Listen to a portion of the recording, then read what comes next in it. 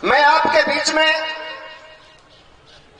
ना तो नेता की हैसियत से आता हूं, ना मैं नेता हूं, और ना ही नेता बन। जो ना माने झंडा से वो माने डंडा से, ये मेरे नारे रहे हैं और रहे।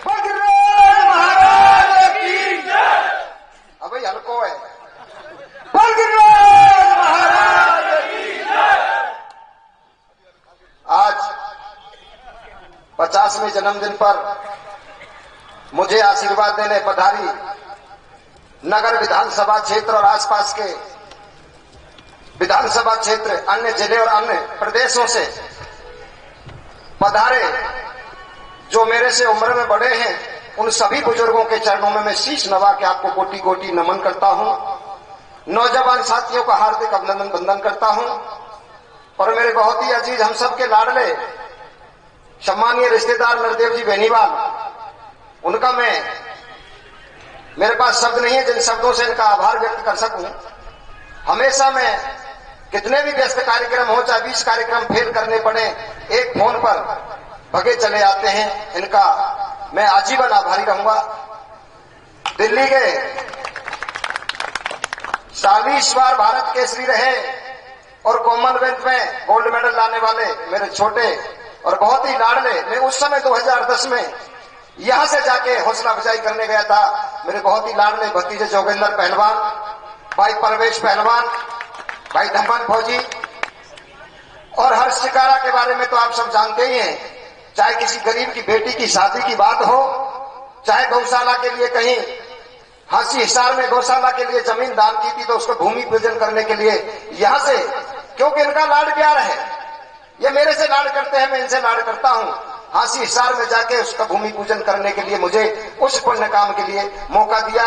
तो यहाँ आप इस लोहागढ़ की धरती पर पधारे हैं। मैं 36 कौम की बिरादरी की तरफ से आप सबका हृदय से बहुत बहुत धन्यवाद करता हूं, आभार व्यक्त करता हूं और जो भी भाई और दूर दूर से आए हैं उन सबका बहुत बहुत आभार।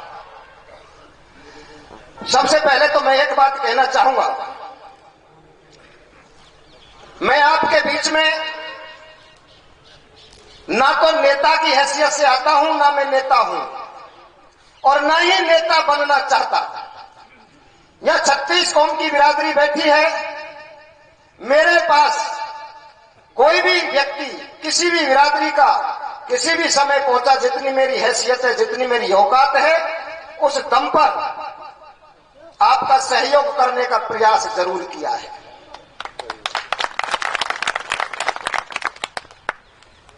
आजकल कोई छोटा सा भी लेख आगे बढ़ जाता है तो उसके नखरे ट्रकों में नहीं चलते। देने वाले गिरिराज जी हैं, लेकिन मुझे कोई गुरेज नहीं है, कोई भय नहीं है। खुल के कहता हूं, सरकार कोई भी हो, कोई विधायक हो और कोई सांसद हो, जनता की न्याय नीति, सच्चाई और न्याय के लिए अन्याय के खिलाफ लड़ना हमारा इतिहास कहता है। उस इतिहास पर चलने का काम हम करते हैं। आज राजस्थान में कांग्रेस की सरकार है। मैं मंच के माध्यम से भी हर जगह कहता हूं, आज आप खूब देख रहे हो इस राजस्थान की सरकार में झूठ के पायों पर खड़ी एक भोली कौम जो देश पर 85% निवास करती है, वो किसान कौम 1 2 3 4 5 6 7 8 9 10 दिन में कर्जा माफ कर देंगे, युवाओं को बेरोजगारी भत्ता देंगे। आज तक किसी का कर्जा माफ हुआ ना युवाओं को भत्ता मिला। और कोई भी भर्ती आती है तो खुली बोली लगाई जाती है। रीट का पेपर 20 लाख, थानेदार का पेपर 40 लाख, एसडीएम का पेपर 60 लाख। इस राज्य में वो हो रहा है कि एक हाथ में जर लेकर और एक हाथ में सर लेकर, अधिकारी को जर देकर कोई कहीं पे घूमो सर लेकर, वो नंगा नाच इस सरकार में हो रहा है।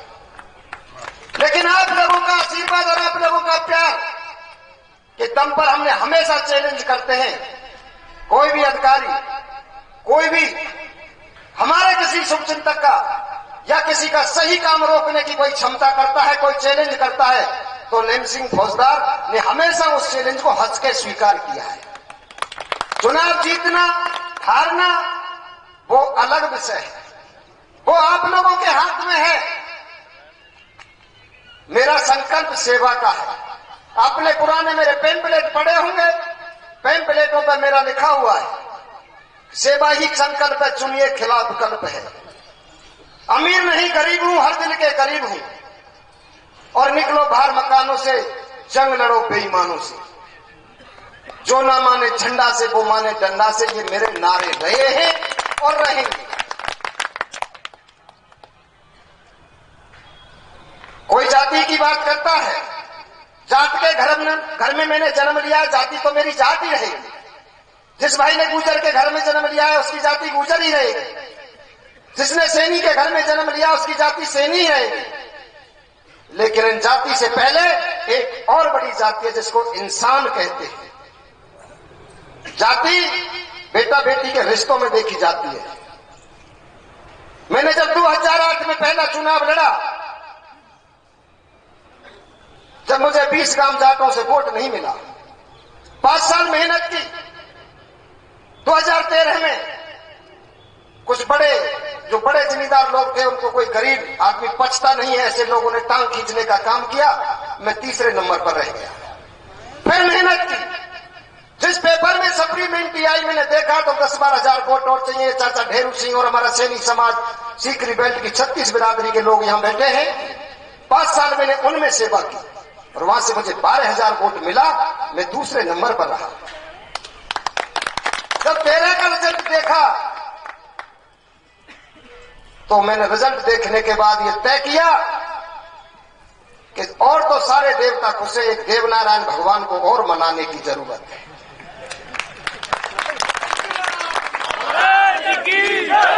और 5 साल से लेके हरिजन से ब्राह्मण तक 36 कौम के आदमी का मैंने सेवा करने का काम किया है। ना किसी की जाति पूछी, ना किसी से यह कहा कि आपने मेरा वोट नहीं दिया, ना कभी ये कहा कि मेरी वोट दे देना। और मैं खुल के कहना भी चाहता हूं।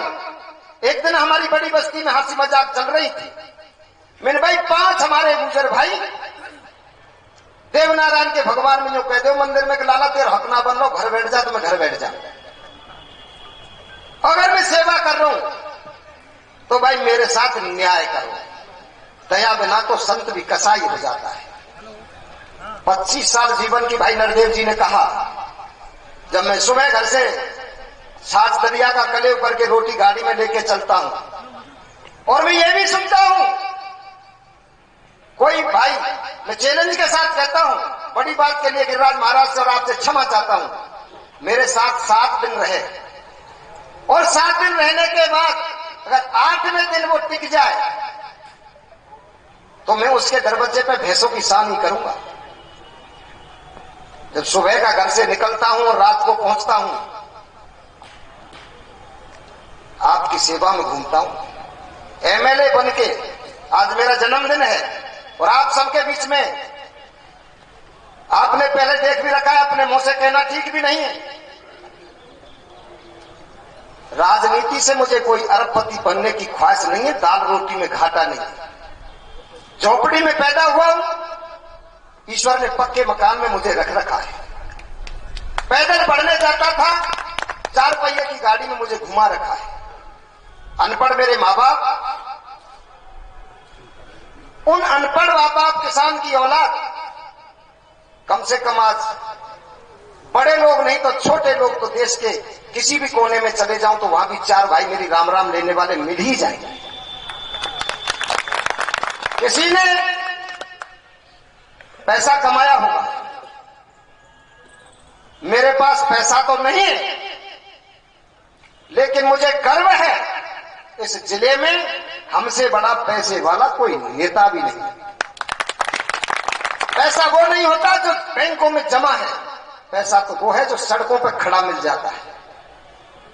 चाहे हम कहीं भी जाएं, वहीं 10 आदमी हमारी राम राम ले लेते हैं, उससे बड़ा पैसा नहीं होता।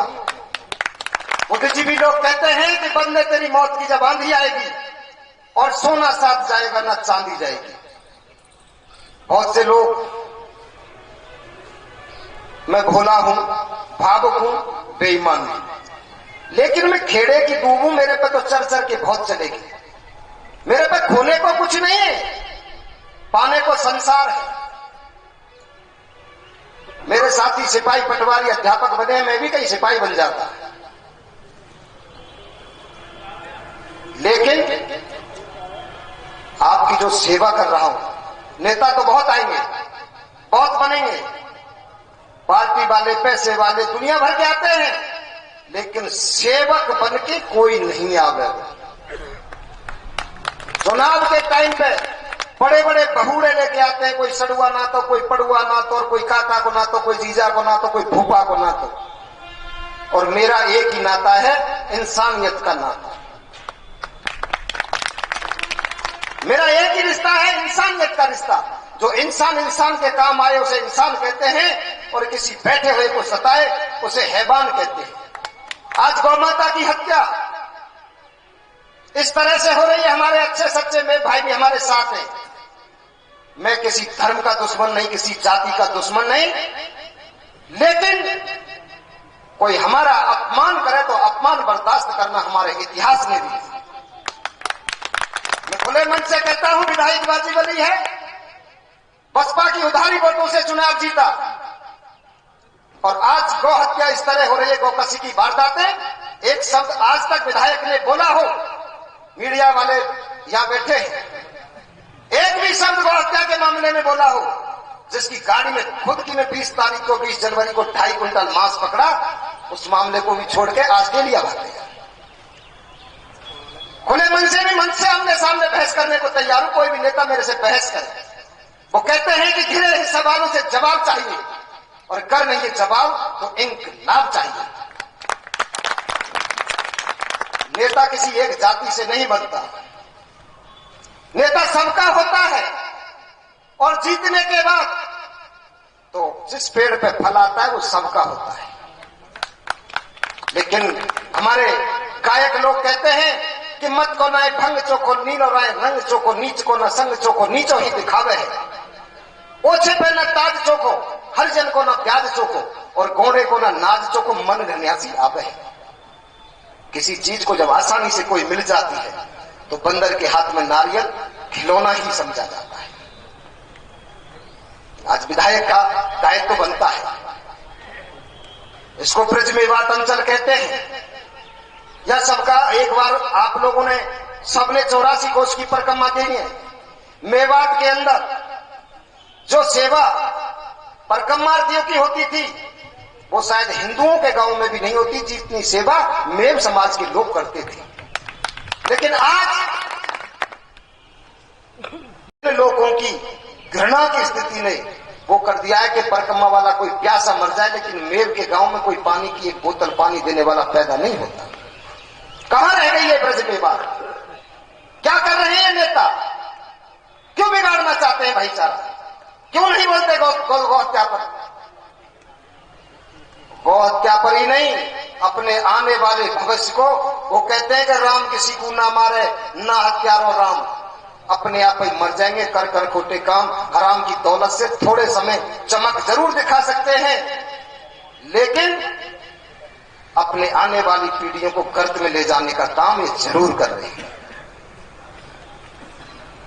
तो मैं तो आपसे, चुनाव तो अगली साल है, कोई तो कह लाला टिकट ले आइयो, टिकट मेरो मामा ना बांटे को। चौथे नंबर पे आप लाए, तीसरे पे आप लाए, दूसरे पे आप लाए, और मेरी सप्लीमेंट इंतजाम में 5 साल आवे, वह मैं तैयारी करूं।